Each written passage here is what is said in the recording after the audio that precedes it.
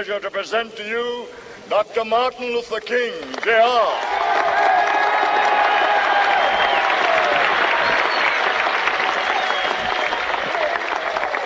I am happy to join with you today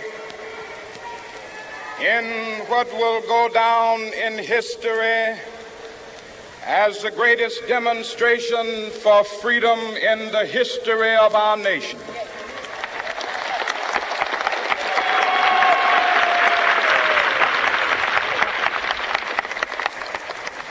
Five score years ago, a great American in whose symbolic shadow we stand today signed the Emancipation Proclamation.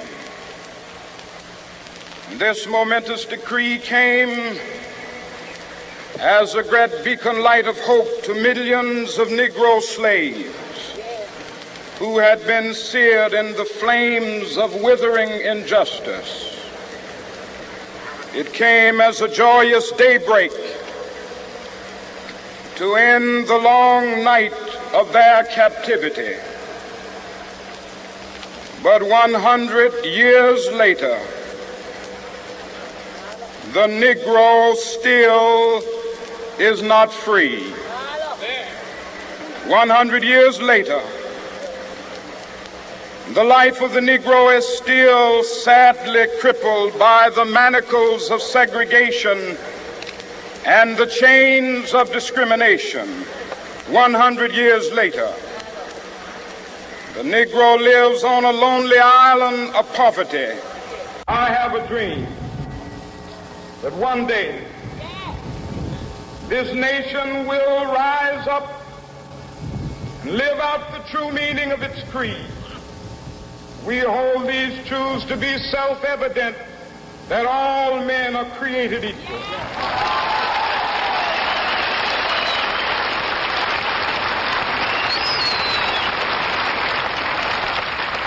I have a dream that one day on the red hills of Georgia, sons of former slaves and the sons of former slave owners will they be able to sit down together at the table of brotherhood. I have a dream that one day, even the state of Mississippi, a state sweltering with the heat of injustice, sweltering with the heat of oppression, will be transformed into an oasis of freedom and justice. I have a dream. My four little children will one day live in a nation where they will not be judged by the color of their skin, but by the content of their character. I have a dream today.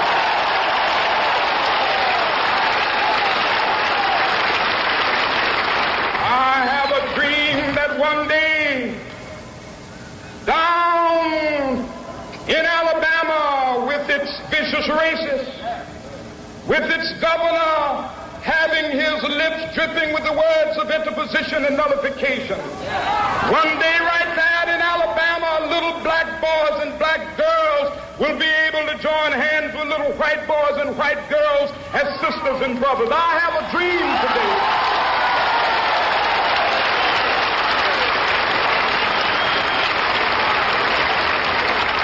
I have a dream that one day every valley shall be exalted, and every hill and mountain shall be made low. The rough places will be made plain, and the crooked places will be made straight, and the glory of the Lord shall be revealed, and all flesh shall see it together.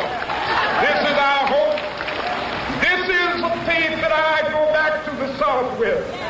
With this faith, we will be able to hew out of the mountain of despair a stone of hope.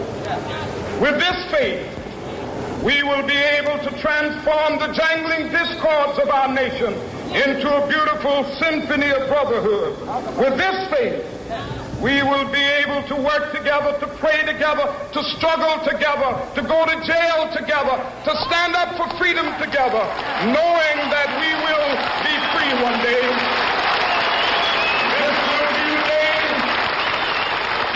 This will be the day when all of God's children will be able to sing with new meaning, my country, tears of thee. Sweet land of liberty, of thee I sing. Land where my fathers died, land of the pilgrim's pride. From every mountainside, let freedom ring. And if America is to be a great nation, this must become true. And so let freedom ring. From the prodigious hilltops of New Hampshire, let freedom ring. From the mighty mountains of New York, let freedom ring. From the heightening Alleghenies of Pennsylvania, let freedom ring. From the snow-capped Rockies of Colorado, let freedom ring. From the curvaceous slopes of California. But not only that, let freedom ring from Stone Mountain of Georgia. Let freedom ring from Lookout Mountain of Tennessee. Let freedom ring from every hill and molehill of Mississippi, from every mountainside. Let freedom ring, and when it happens, when we allow freedom ring, when we let it ring from every village and every hamlet, from every state and every city, we will be able to speed up that day when all of God's children, black men and white men, Jews and Gentiles, Protestants and Catholics, will be able to join hands and sing in the words of the old Negro spiritual, free at last, thank God Almighty.